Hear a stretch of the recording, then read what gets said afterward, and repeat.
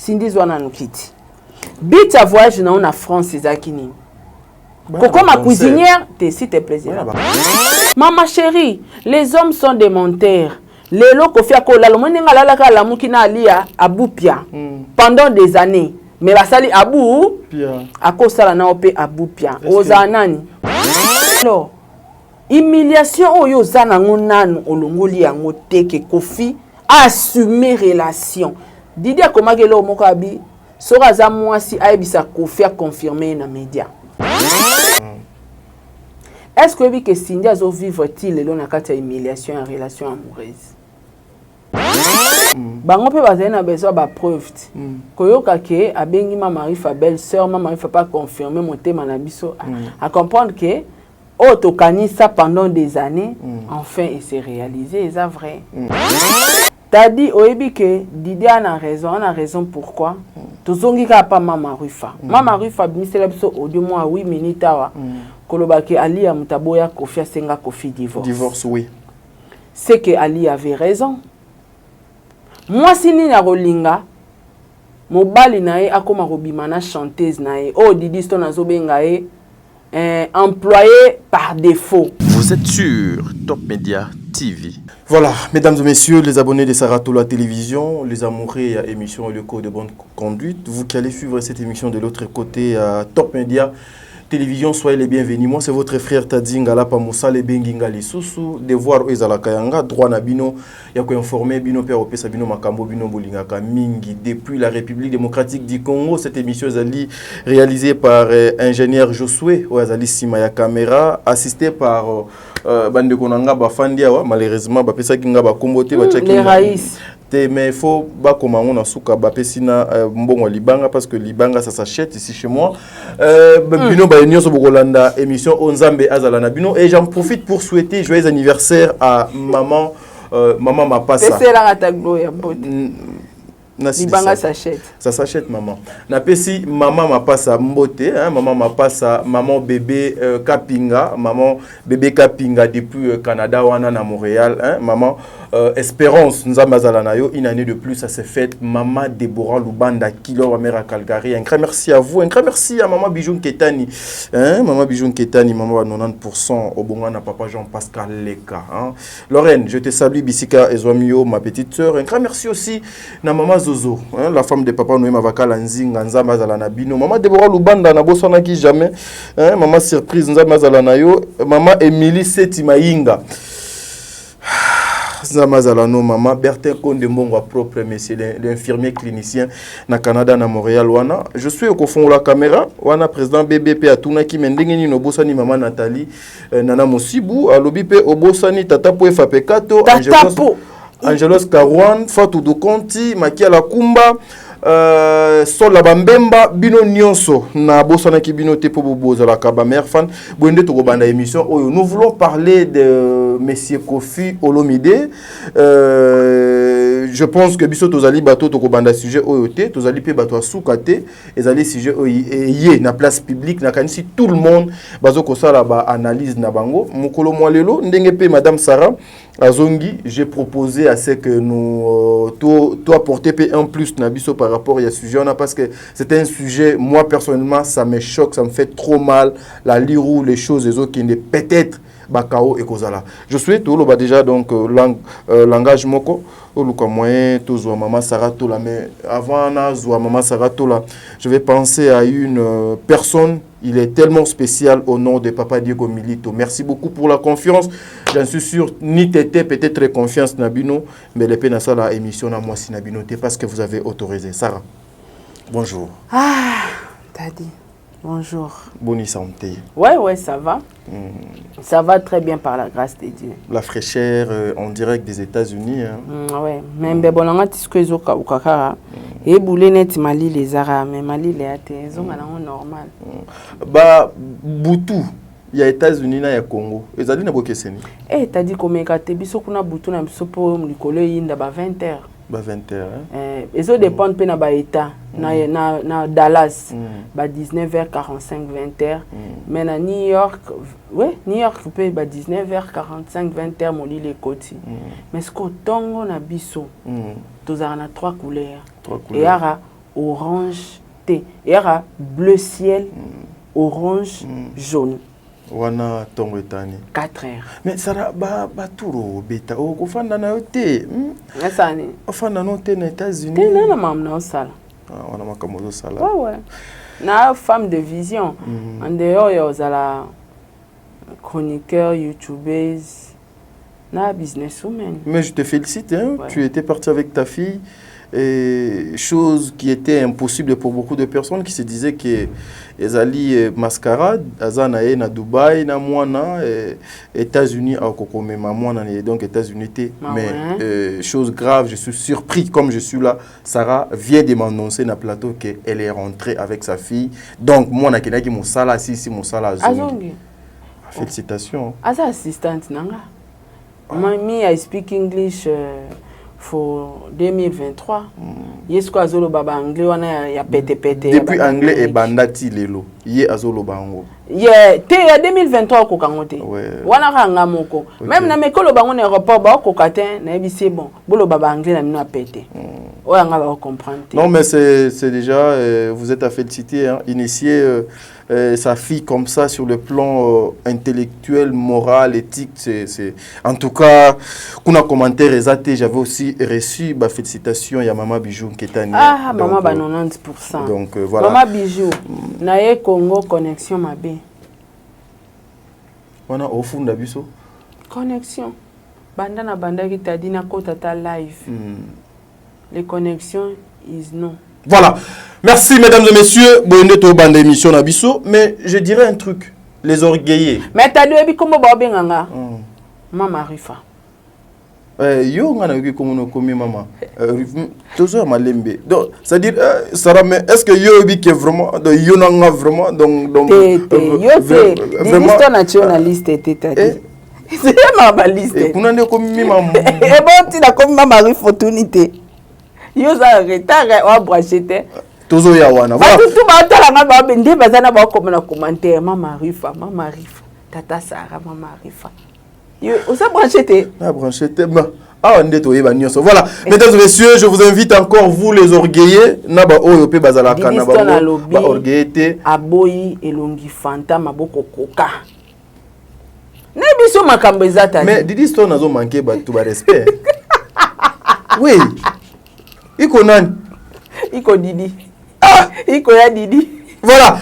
Merci Nabilo Baïnio Sobozo Landabiso, les orgueillés, Naba Obozalaka ba orgueillité, je vous invite d'aller suivre ces films.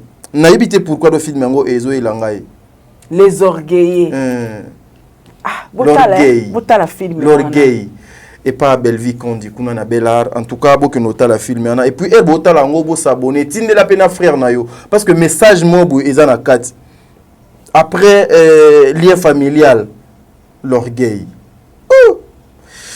Nzambe azala na bino sara tola lelo internet ezala ko yinda ozala kité nazo funda bango balobaka funda bango de papa ngasi ko no funda de pa mama po yo ozala kité tola lika tola mukika boye bru nzembo moko boye ya papa Kofi na mama Cindy Lekere voilà nzembo wana ya libala balanga malamu lekela Mutoi. Erio ozwa kitan ya kolanda nzembo wana. Qu'est-ce que tu as compris na kati? Te ya kitoko. Tadi. Nzembo ya kitoko. Nzembo wana. Na ko analyser na ona suka. OK. To lobela na makamba ya Didi. Aujourd'hui Sarah Tola, vous êtes une maman. Une maman, vous êtes aussi éducateur parmi les éducateurs, il y a masse. Lorsque vous voyez le comportement de Didi Stone, na sortie médiatique na yé. Na kantara Didi ebilingala te, Didi ebilingala wallahi. Ka kantara ebilingala te. Azoni ataba plan na lingala. Et puis sans faute d'orthographe à lingala. Na yebakatin. En tout cas, tu as dit réaction à Didi est normale. Moi signe ça protégera maman na ye. Na keno musikate. Na famille boana criminel o conscience biso tout ebi ka criminel abomi mutu mais au monde na justice famille malgré bomi mutu mais famille c'est nini elandie quand même et au sengela epé liberté donc c'est-à-dire au rappel provisoire poza ndeko na bango siko wana za mama na ye aza mwana mwasi c'est tout à fait normal à tellement défendre maman na ye et ça logique. Sarah, selon toi Didi Stone azo défendre maman na ye ou bien azo détruire ndedo maman na ye? Donc elle défend sa mère. En quoi elle défend sa maman, Sarah? En tout parce que so lundi même ba propos na ye l'humiliation t'a dit aux ongi on a audio à Mama Rifa malgré Mama Rifa ninga zana ba bia olukela mbasu olukela mbasu parce que nga solena Didi na yebisa ki ote mais vous a branché te. Non, tu m'avais dit que je parlais dans avec Didi mais le contenu na yebite singa bi tata Sarah na lingi oya pe amunene te parce que zolia mingi na poto konda po yondozo osala intérim ya Mama Rifa. Il y a des zobala te abi kofi na fête te aboyi après ça kofi invitation. Mais c'est son papa. Ngana zo biso makamto sona tadi totike émission. Te toke kas non lo balsu te. Yo zaki na matière. Mama Rifa toke. Mama Rifa tola. Tadi ya mami. Mama lali. Mama Rifa tola. Ok. Tout ba ebinga Mama Rifa. Ok, tata moi aussi. Toke tata moi aussi. Oh non, kolia mingi te po yo kwa simentere ya Mama Rifa. Gabi Mama Rifa, ngana oza ba problème, habité kobanga te. En tout cas, na fête nanga po fête ne obi ke ba millionnaire ba roya. Ouais. Joueur, ba joueur à mbongo, pour ba la joueur. Beau frère ndé na biso bokundo la boye yo ki on a média. Non noté. Oh.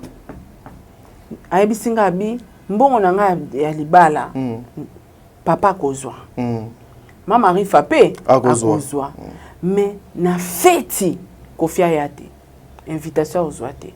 Wana oyo solo lina. Didi zo ebisanga. Ngabi bongo Mama Rifa abi yekutu bato elongi fantama boko koka na fête te. Mais wana pe a manqué tata moi si de fête. Ata bino moko no. Ata bino moko. Na tuni ngabi elongi fantama boko koka sindi te habite. Sindi eza noa partout.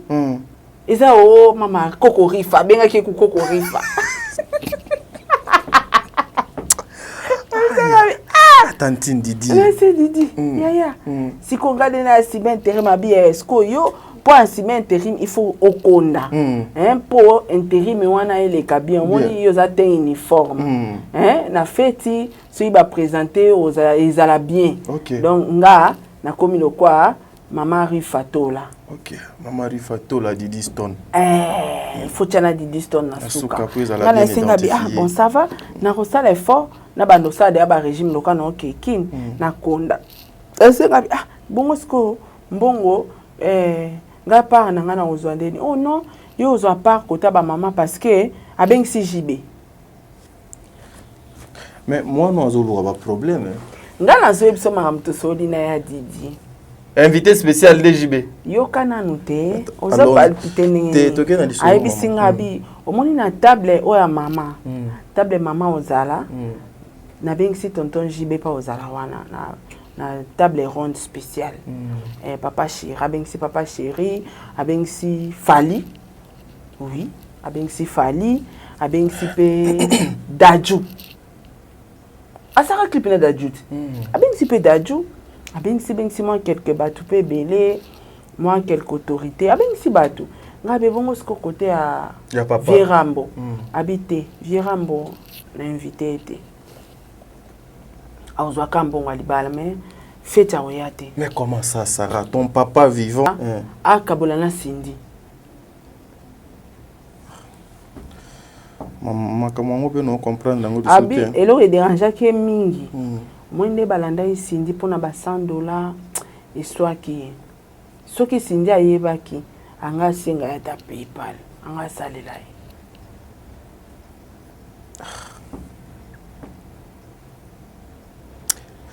Sarah, est-ce que Didi Stone a réfléchir bien na ba tweet na ba message na nyonso azo ko tchatcha na réseaux sociaux parce que lorsque on a besoin de défendre sa maman ou son papa, est-ce que il faut qu'on soit lango d'une manière propre parce que aujourd'hui Didi Stone aya na mokilier mon côté Didi Stone aya na mama Alia na papa Kofi nde bazwa décision ya ko bengisa Didi Stone apona teke aya na libumu ya mama Alia na nzela papa Kofi. Ozo mona pete que non quelque part aussi azo ko sécuriser maman na été, azo respecter pe maman na été parce que aujourd'hui lorsque tu pointes ozo musapino ozo tia papa na tata mwasi na yo na famille à papa indirectement pe ozo manquer maman non de respecter ça. En tout cas tu as dit to ucho seka. Ezaki pona seka. Oui. To koti ce qu'on a important. Très bien. Na conséquence na pe maman ezaka mutu ya. T'as dit oyebi que Didi a raison pourquoi tozongi ka pa mama Rufa. Mama Rufa bimisela biso audio moi 8 minutes awa koloba ke Ali ya mutaboya Kofi asenga Kofi divorce. Divorce oui. C'est que Ali avait raison. Moi sini na rolinga mobali nae akoma robimana chanteuse nae Didi Stone azobenga employé par défaut. Ils allaient bon au Cindy. On mange pas les mots. Parce que tu as tout ça analyse. Lelo yo, nga étonné nga koyoka Cindy azobenga Mama Rufa belle-sœur. Ah bon? Donc toloba Alia a sengaka divorce na raison. Parce que bato belé bazo condamné moi si wana. Ali Asundela qui quand il laisse quelqu'un d'autre prend.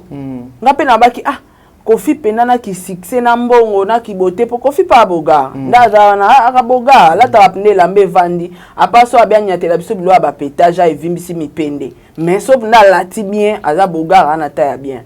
Bon, moi si kotika mobile na succès nengwana c'est comme nini. Ya on a bandé ko mitu na ba question ndako vanda raté moyen ba placement etanga kezate. Exact voilà c'est. Mais l'autre est qu'on soit confirmation grâce à ba vidéo ya Cindy na Mama Rufa que Ali a certainement raison. A boya libala pona ye. Et so tali na ba publication Didi abaki nini. Ne me poussez pas de faire sortir les captures et les audios.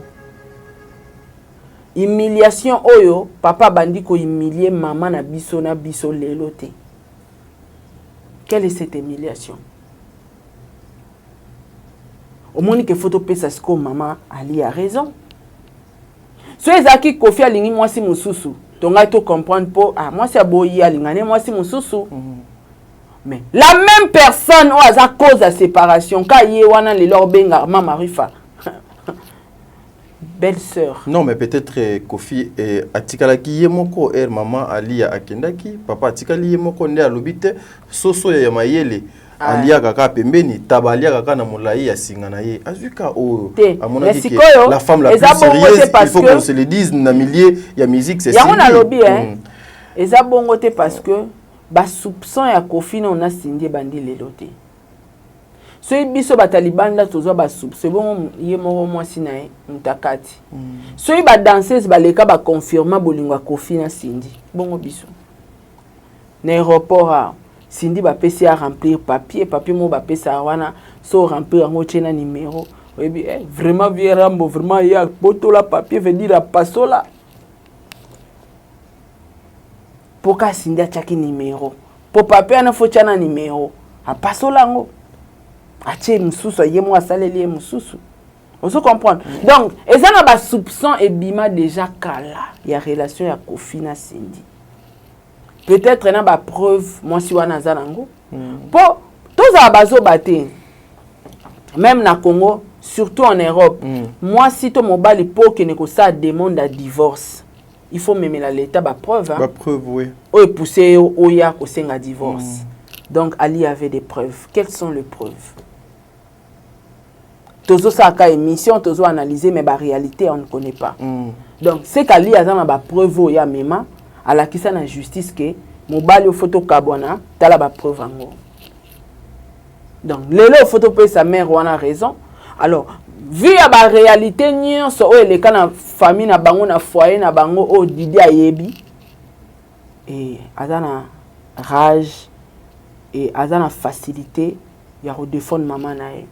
Avant Didi Stone ayaka po torio kanga na ba voice Mama Rufa zo critiquer Alia. Alia emo mtalingaka Kofi. Alia boma libala ya mama ba minu. Elle a dit n'importe quoi. Yango pe pour ça nani maman bauta ko bimsa na prison au de là comme célèbre Congo za ko kufa manike aloba ke mbeli oyo yo ochubaki nani yangwana pe bachubio. Donc au monde c'est très compliqué. Donc maman wana lelo yo azana raison na ebimi à 100% malgré Kofi na vandita le biso que sindinde madame nanga pour l'instant, mais avec des gestes on arrive aussi à comprendre que bato mi balé ba comme une relation X. Et bon so za kanango buzz. Non, t'as dit nani Didi ya kwa otika na soni na suka. Te Didi otika na soni te po Didi ebi vérité ko lekanga na yo. Ngande toko sa analyse à buzz. Mais Didi a aussi la précision. Banda to eba Didi na réseaux sociaux atikala obimate à répondre to attaquer to lobalikamo songolo pakala. C'est de trop. Moi la moto olinga tikamo na mutu ayo tia mama ne musapi na liste. Voilà. Donc Didi Stone a sa grande fille a coli déjà. Tant papa na yazo sa azo pesa bango respecté. Pour tant Didi a komara ke nga mutu na senga ki papa na mama bakabwana parce que bando yo kana susu te. Ole boko makobenda na tomi bosani boka bwana kofi aki olela na alidor alela ina nzembo alidor salozonga na bodaye nzembo wana ya alidor aloba nyonso na yebi eza nzembo mo buzana mambu belé na kati to yake comprendre ngo après papa Diego doit ça la musique mais soko ozwi ka nzembo wana eza même rythme instrumental wana yango pe ba yesa le nzembo ya libala. Donc ce pénon fandi ezali même rythme ka même instrumental et beti kuna na wana ozo comprendre tadi. Donc côté ya ndeko ya mwana biso Didi Stone aza en faute te et alors nga peu importe ya mabenyo tuna ko ça na réseaux sociaux moi nga dasa ozara pour nga et logique. Mais Sarah, aujourd'hui qu'est-ce que tu peux répondre na bandeko o bazo koloba ete Nathan oyo rôle ya maman Ali ya ezali nini na ba pétage ou bien na ba selon batou ba pétage au mwana na ye azoko sala et pas papa na ye na famille ya mwana na ye maman azotala ka mwana na ye ka boye ya koki ko peksa mwana na ye te a arrêté bien que je ne suis plus avec ton papa nous sommes plus donc ensemble mais tu restes ta fille makambo équipé ote na lingi te respect réciproque.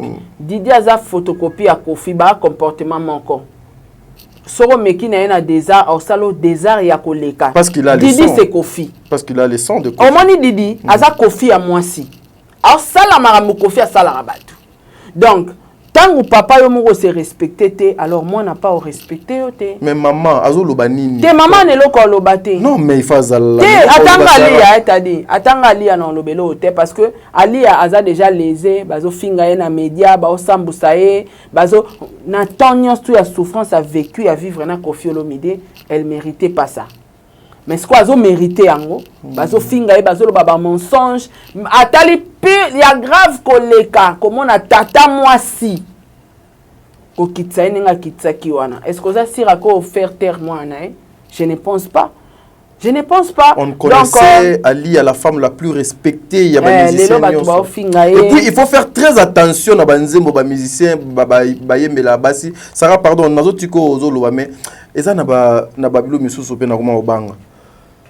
La majorité des musiciens ont ba chance de la bassi na bango. Apparemment ndeti bazalaka sur na bassi na bango wana te. Apparemment ezalaka une façon ya ko supplier bango parce que ezana nzembo moko na uto landa ndeko mo ya musicien auto yembela mwasi na yawa azoloba ke yo muto komisa ngai papa. Yo muto komisa nga papa. Mais en réalité so koti na vie normale mukilumbi donc ebi ke ye muto komisa ye papa te. Te ogwana sko compréhension na on appelle ça compréhension na te na ko pesa compréhension na ngwe fazo ouais ya fazo compréhension na ngwezani ona batu ko komisa mutu papa eza ko pesa e mwana ya libosa benge papa ouais or ko komisa mutu papa c'est la mentalité eza comportement la responsabilité mutu yana muta bota penza etadi abota mwana libosa bota pe mwana mibale mazana o papa te il est irresponsable. Mais elle a vu moi si mon aboti mon ami Satou moi si on a zongi na nzela a commissaire papa sans fallait le belanzembo yangwana pour la réalité nana ko commissaire papa te pour bano baboti liboso za ba keina na ba kelia aloba na sans sa vie tadi e ana mibali mususu azala mobali makoma mobali te a mobala kombo. Mais moi si a commissie mobali parce que moi si a ko éduquer mobali à l'accès nzela malamu, moi si pas en capacité à rebebi sa comportement mobali à côté nzela mabe, tu as pouvoir wana. Moi si a ko éduquer mobali bandeli ko éduquer à zéro. Na ba place à rater pas ba parents na moi si a ko la kisango. Au mona que garçon yo, na pe ce exemple. Diego azaola tabilo amato nyos to mibale. Papa Diego ka ya biso. Oui. Pour alors ça tous les deux Aza musicien c'est na okamasuki sikoyo so le bilelo muta komisanga responsable déjà Sarah boloba ke ye wapi tala kutu tala te kokomisa mutu responsable kokomisa mutu papa ezaka te bota mwana te mutu penda se sentir que akomi responsable ba garçon bilo azolata azotika bakale so libanda tout monde ngo basi azara mwasi mokomisie mama. Malgré bota, ma se comporte alors jeune fille moi si mora tina te. Kolata babilamba mabe, kotika libumu libanda, mais banda yo balaye, okuta epena bana mon commissaire maman. Respectueuse. Donc a comme maman. Fallait ça qui na musique. Oui, mais les lots fallait pena comme papa. Les seuls musiciens, azaralora musicien c'est fallait à kata coiffe correct. Alata alors l'autorité. Ako la ta veste à côté na bureau moto. Mais kala to eba musicien, faut ba kango suki ya maboko, tenti rebelle, lox milai, choko, na ebisio taille basse, otoboli mato nyoso mibale, faire à persara tia, tu lokanga roi moi si. Otobolizo wanande ki star. Mais c'est vrai. Nana commissaire Fali papa. Voilà. Ebi ebele nanda ko ba comprendre te et le de où tu as vu. C'est ce que nalobaka l'intelligence et fandaka awa et lui soto fanda awa. Pour nous comme à place. Ouais. Non c'est cas. Je sais le pourquoi je posais cette question. Et pour naïeba qui intelligence ya Sarah et Ebima. Yango biso tolobaka, on a besoin d'une femme et non d'une fille. Mais bango nyonso bazali kaka na sexe moko. Bazali bana basi. Mais au monde Moutalobi, dans ma vie, j'ai besoin d'une femme et non d'une fille. Différence soit Nezali par rapport et à Babilo Kosara. Vraiment, j'aime ton intelligence. Merci. Et puis, et ça peine n'a pas piège Moussou Zouaka, à peine un truaka, mais elle m'a dit, c'est vraiment. Oh, vraiment, mais habité vraiment. Après émission, donc peut-être le quadre en bien, abisso le souillon, on a vraiment. Voilà, merci. Et Zala qui a entre parenthèses, justement pour nos longola et l'okopo, et Zanamité, ma batou, je te dis, je suivais une émission aussi les analyses sur ça, et puis voilà, Nakanisi, elle a apporté quand même. Sagesse, non, félicitations pour Mbongezate, Sogezalaka, on a liana bamome matafe. Voilà, tous on a su koana, question na baneki koloba ya maman Alia. Son rôle Kassi par rapport à tout ce que sa fille est en train de faire. Elle est silencieuse, voilà. Non, c'est pas parce qu'elle est silencieuse, c'est tout. Mais pourquoi Didi faut inclure maman Cindy Leker pendant que maman Cindy a tiré le lobane et le côté à s'afficher qu'à vidéo à l'obine ma bête à insulter mais pourquoi ma Didi faut tantine Didi faut à côté ça toyebi pété so maman le kinaye nakati ya babilo parce que ici parce que bango pe bazali na besoin ba preuve koyoka ke abengi mama Marifa belle sœur mama Marifa pas confirmer monter manabiso à comprendre que ça pendant des années, enfin, il s'est réalisé, c'est vrai. Voilà, à Kenya direct parce que, Nakati, on a bien volandi bamboa qui la te, bamboa qui les a qui a. Kofi a relax ça m'a beaucoup. Bag alliance zate. Aux autres la te. Ouais, non, tu vraiment, donc vraiment, dans son Nathalie vraiment. Dans son Nathalie vraiment, dans la monyango vraiment, dans la ndenga boye quoi, dans le couleur biso quoi. Vraiment, dans mon sapi vraiment, ils en ont vite vraiment. Mais quand les gens incitent Didi Stone impoli, celui Didi Bofingue impoli, on voit ses parents, on voit Kofi carrément. S'il est mal élevé, c'est Kofi. Parce que moi, dans ce baby, il y a une éducation, tata na maman. Oui, on rentre vers Kofi et Ali, soy lelo, baobenga Didi Stone impoli. Kofi faut assumer éducation à ma B.O. ya pesi Didi. Bangona Ali ya yango Didi a impoli. Et Didi est impoli sur base de quoi? Mais azo tchab tata mwasi na papa na bango musapi. C'est pas bien Sarah. Tala. Tozali africain Sarah. Natangelo texte oh Didi a commis Bouabi. Vous avez des sérieux problèmes de compréhension dans cette communauté. Na Didi a comprendre. Didi a ça youtubeur mais Didi Baksara insensé. Et ça communauté insensé na ba pitbull. Tana moi na batu à comprendre abi. Vous avez des sérieux problèmes de compréhension dans cette communauté. C'est super grave. Pour la 24 567 fois. Tonton, la séparation ne me fait pas mal. Ça, on s'en fout. Ce n'est pas nouveau et vous ne m'aviez jamais vu ouvrir ma bouche auparavant sur ces sujets. Mon problème, ce sont les provocations incessantes et gratuites à l'égard de ma mère, qui n'a rien fait venant de la famille de mon père. Est-ce que vous comprenez le locaux? Ils sont en français. Je comprends. Donc, tant so oui. Le lobby est en français. Mais, oui. Vous comprenez? Yes. Donc, tant so oyo ali ya vivana Kofi. Tant so abanda tout na Kofi, est-ce que bimana Cindy Kofi azara wangana. Mais à apprendre les loki, même famille ezaki derrière relation wana. Et puis elle dit que ma maman azali innocente. Yango akomi. Zela photo où est-il? Yango akomi. Zela na il faut na sisa nyonso qui n'a rien fait venant de la famille de mon père. Moi, je comprends que comme une provocation. Alobi, c'est aussi simple que ça. Je n'ai fait que répondre à ceux qui se croyaient intouchables. Qui était intouchable? Ouais. Youth. Intouchable? Youth. Nga non Kofi abenga biso erni. Nga Kofi m'a bon, c'est mon papa, je dois du respect. Vraiment Cindy sala onini quoi. Vraiment gotika via Cindy te. Nga babenga nga pona Cindy hein. Nga la musanga pe da. Kofi ato pupoli ya yakate. A bengo te. Pupola Cindy. Je n'ai fait que répondre à ceux qui se croyaient intouchables. Je ne comprends pas pourquoi est-ce que vous ignorez à chaque fois les actions qui engendrent justement ces réactions. Est-ce que vous comprenez? Bah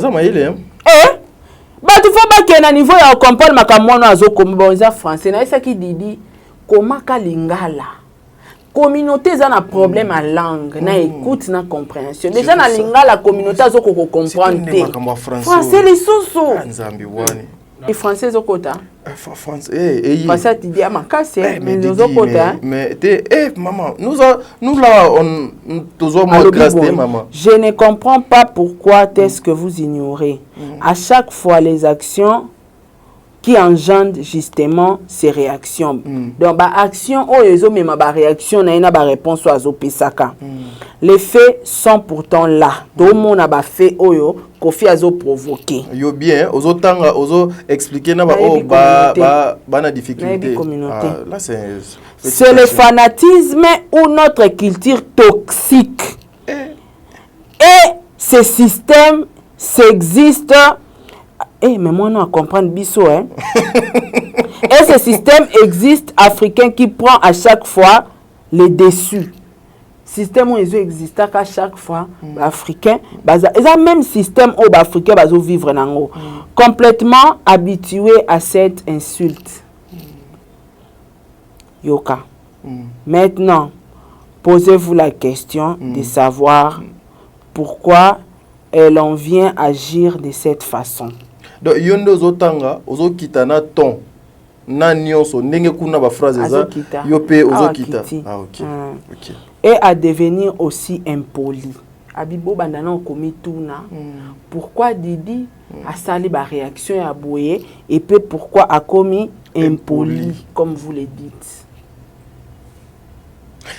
Ça, on va comprendre le message wana. Les Français sont comprendre tout bien expliquer. Te wana faut expliquer bango.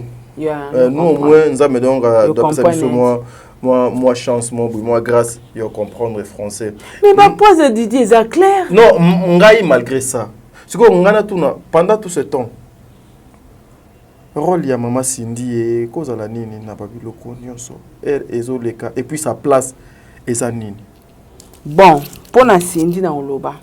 En tout cas, Kofi Kobenga ngate parce que il y a diffamation te, les insultes te, le rabino bo gérara, justice à Congo na maboko, na fingite, na diffamé te, na oloba oyo ebimi na réseaux sociaux, obo pesi biso yango to salela analyse. En dehors de ça, aux stars, Cindy a star boko kanga minoko, il y a ba journaliste te po batika olobela bino. Même en Europe ba lobela ba star. Alors, na loba pona Cindy. Wana na yebisi Kofi. Papa. Donc Cindy premièrement et a peu faute nete. Premièrement, ils a faute nete, mobile linda lingi. Mais il y a pas César réaction à Cindy Kobenga Mama Rufa ma belle-sœur. Mais a bombi trop. Yo kakasi.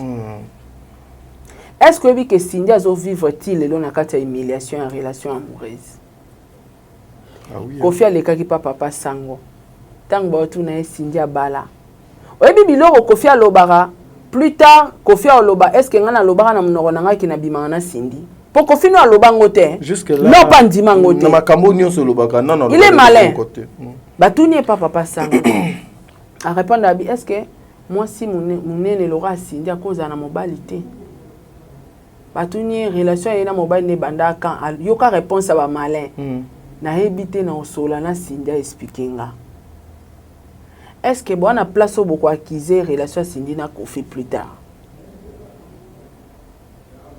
Exact. Cindy, comme kakoyate plus tard na bémission oh la victime oh Kofi a nyokolanga padna 17 ans. N'ose pas jour wana na rekoma Kofi fil. Po a ozo seko ozo matana ba vie ozo seka ba vandi sur la business class. Et puis tu fais souffrir l'autre.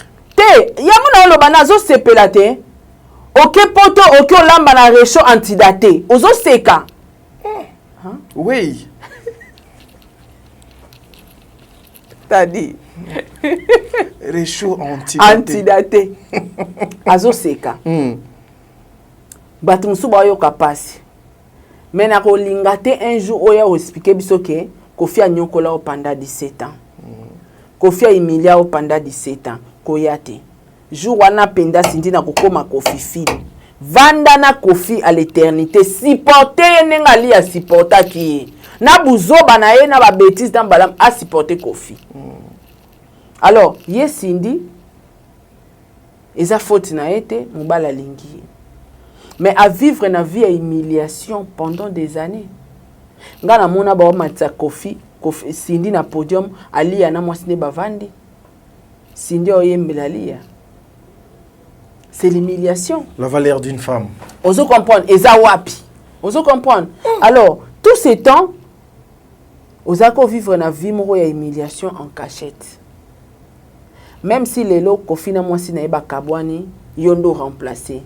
Moi soki ezaki yo ngai yo na ngana sala vidéo wana na Mama Rufate parce que au sepeli tango lion akei tout ce que Kofi faisait pour Ali a salé lui en monté. Kofi t'a pas confirmé. Kofi émission ni na sala sans bois kali na bana émission ni. Nzembo nini ta album ni ne bima te ba yembela lia grand prêtre mère. Wana aussi Maman Cindy chantait n'est-ce pas? Wana aza employé par défaut. Et moi a commis cuisinier, moi a commis mutambe tout nyonso employé par défaut te. Yo kay Didi Stone tengate Didi mutabengi employé par défaut. Non Didi mutabi sabantwaka. Des choses comme ça. Abi employé par défaut. Didi oui. Ouais, Didi mutazo bimisa ba mon. Vous comprenez? Donc na batan wana nyonso Cindy asibira ki ba humiliation moko et soki lelo yo Kofi a confirmé comme elekina nous publiquement te il fallait qu'il abatta makaka. À vivre en cas en coulisses. Parce que moi, si nous soit star, t'as dit, rêve na ye mobali na ya le karanabe mission akumisa ye affiché ye ayembela kaende ba yembela banana ba mampata vous comprenez joyeux anniversaire maman Nana Ketchup anniversaire de lelo en tout cas lelo na moni le news ati donc joyeux anniversaire na moi ça fallait poupa vous comprenez les rêve à moi signonso yango ba amida ba viva pas ba jibe yango pe ba maman na biso mampata bazo vivre yango pe Nana Ketchup matin midi soir fali nzembo ke ezongi on se comprend alors humiliation oyo zana ngonanu olongoli yango teke Kofi assumer relation Didier Komagelo moko abi sora za mwasi aibisa Kofi a confirmer na média wana Didi ngate wana Didi Ozomona, relation moko zo vivre na ngono na kati ya humiliation. Est-ce que kuki quand même causer au bois ka pic et pas muto auto le ka place wana. Ki bombanda ngo donc ebota makatonde ninyo. Obi ke el moko na kana besoin na yeba. Tadi, Kofi ana trouble. Moi si Laura ali ya boya yo vraiment na biso tadi. Kofi atalisko ki Kofi. Ali amna bonga. Pas ali amtaboya e. Confirmation c'est pas ma mari fato ka ba audio yemo mtasenga mbali divorce alors côté Kofi aza libre ya rosala choix aza na Cindy eza pe mabete mais siko est-ce que c'est important ko bimisa ba action ya provocation ezobima na média quel était le but ya vidéo ya mama Rifana Cindy le but ya voyage à Cindy c'était quoi Cindy zwana nukiti Bit à voyage dans la France, Zakini. Coco ma cuisinière, s'il te plaît. Coco ma cuisinière. Coco de l'âme à la barrichon antidaté. Bit à voyage à Cindy. Cindy a zana no to zo na to longwana oke likangu a Kofi so ipe moi sa Kofi.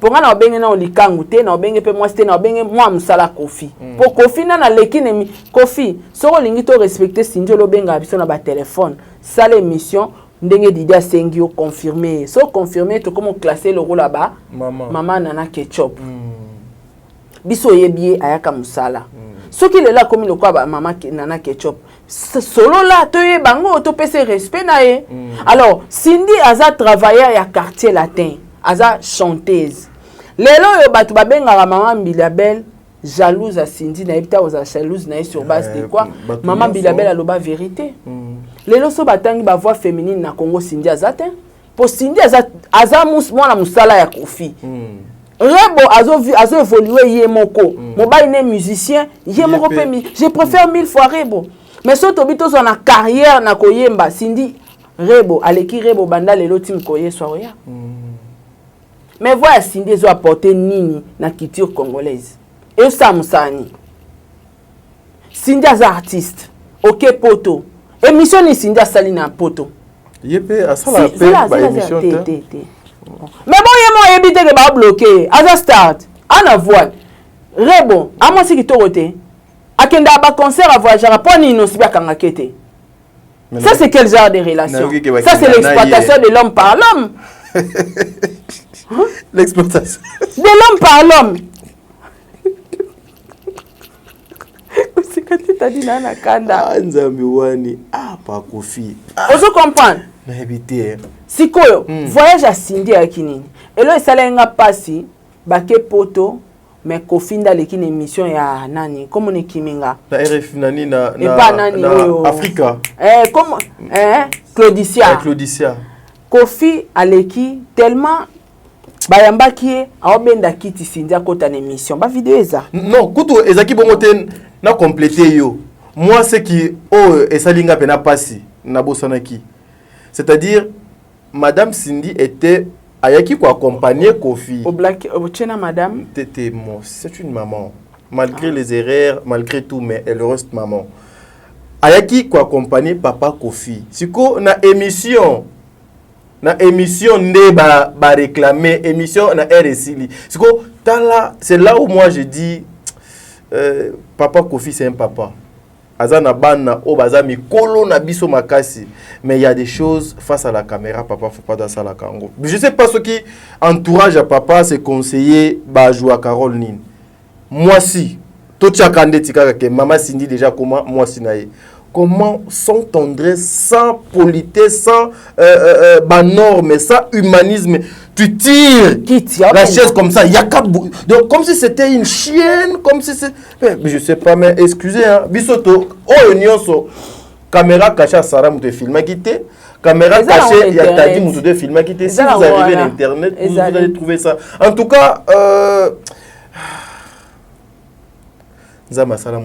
namoni azobenda kiti nayoki Claudiciar Kofi olinga batu na pe Cindy ba question Claudiciar abi malheureusement l'émission on reçoit aujourd'hui Kofi Olomide à la prochaine fois on va recevoir Cindy Leker Kofi pa ozala libanda oh nzembo ebimi oh awa oye ikobalanga bazaye bango kosekate siko ça yo okoyemba te fo sala na ba geste mama Cindy do ba ki osala kasi te ya tadi eza ya mwana siko na mituni Cindy azana nzembo na marché te yango no mais comment bake poto ba yambara Kofi dans des émissions aussi souvent et bon siko Cindy carrière naïe Cindy poto voyage à Kendaki ya ba répétition kaka po babeti concert quel était le but ya voyage wana ya ko stresser Didi Stone na maman naïe ou ya ko officialiser peut-être toi tu as ko officialiser relation na bango bakutana na mama Rifa basa ba vidéo ya voyage à Cindy ke nolamba na région antidaté bato baso comprendre te réchaud antidaté yo mo ba plaque wana tadi le bato basa la sous plaque à wana réchaud archaïque hein? C'était quoi? Tadi da Sarah na besoin la pongi lelo na voyage la téléphone vraiment na éviter quoi donc bino vraiment be mission na bino aka na ser na yo vraiment na ser na wana munene wana te lo baninga lo banga afinga nga bongo na ser na wana munene wana vraiment na benga bongo abenga bena bongo yo vraiment de bino vraiment Cindy sala bino ni Cindy mal à l'aise vraiment de Cindy malade vraiment donc vraiment la sala bino ni vraiment na munene wana de yo vraiment na ser na yo do ça dire so ser na yo wana ya munene wana fanje na plateau ça dire bino makambolo baka ya Kofi vraiment do libala nanga vraiment etali bino na nini vraiment quoi na habiter na habiter vraiment bota Cindy mal à l'aise de la vie à Cindy vraiment des papa moi je fais que le travail ya makambo voilà donc c'était comme ça c'était une façon ya ko rigoler vraiment papa veuillez m'excuser hein je tellement na respect na ba estime belé mais tout ce que to lo baza makambo et ça dans les réseaux sociaux en tout cas nous les parents nous devons nous respecter pour que nos enfants aussi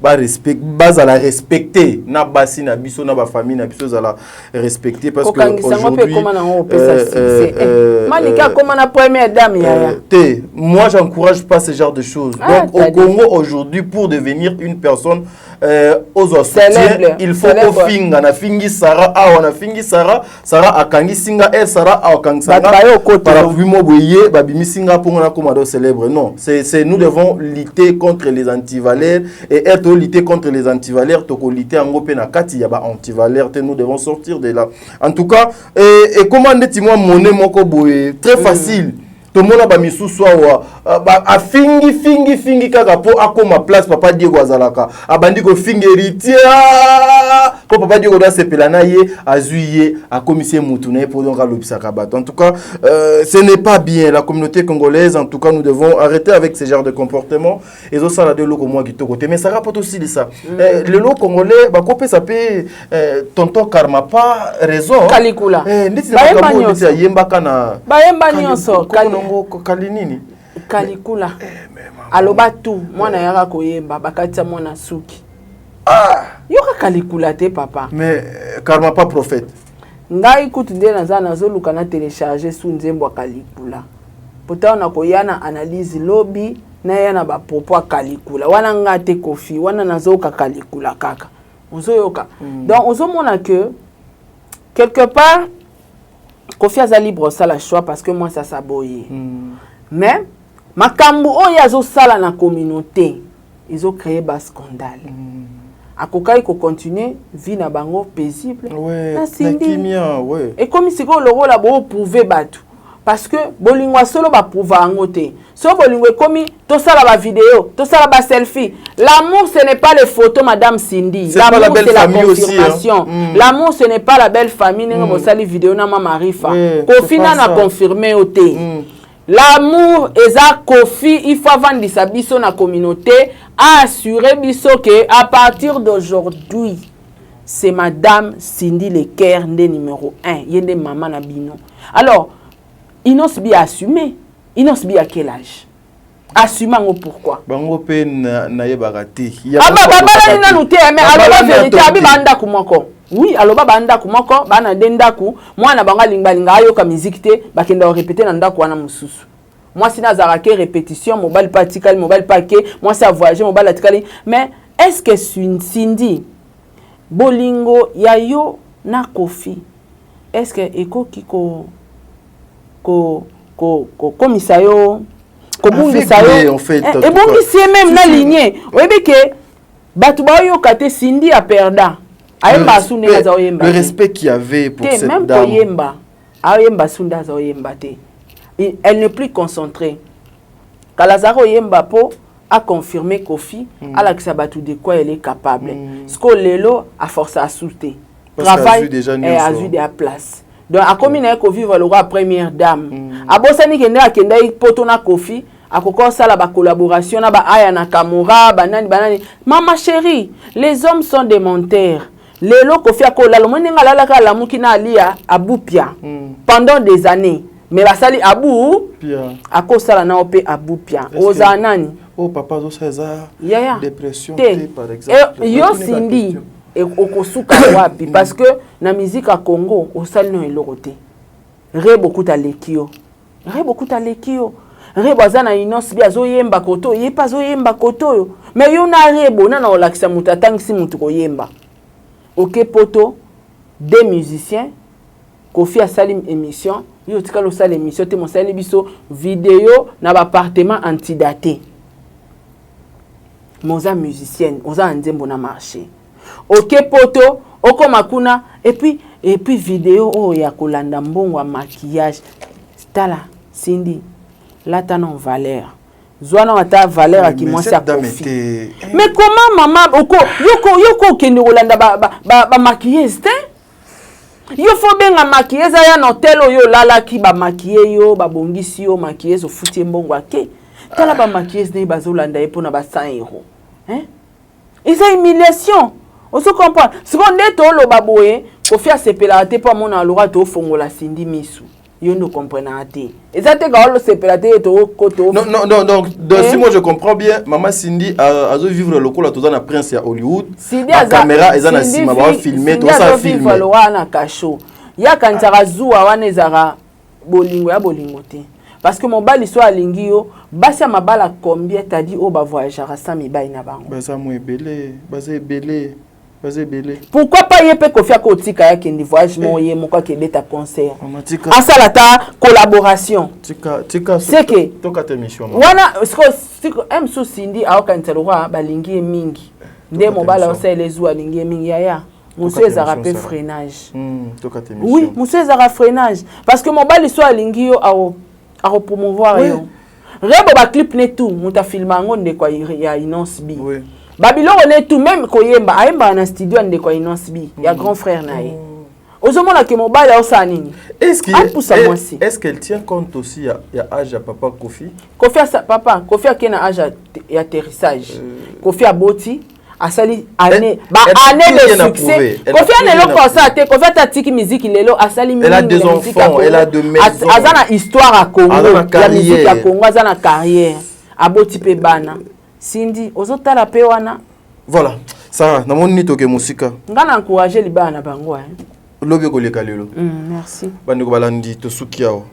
Là où nous avons blessé quelqu'un en tout cas na komo ya présentateur en tant que présentateur il y a émission oh je demande pardon.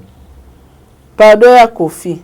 Mais tout ce que nous avons dit par rapport à mon place to les aimons parce que ma camoufle sur lobby et Internet. Mais les hommes, respectez vos femmes.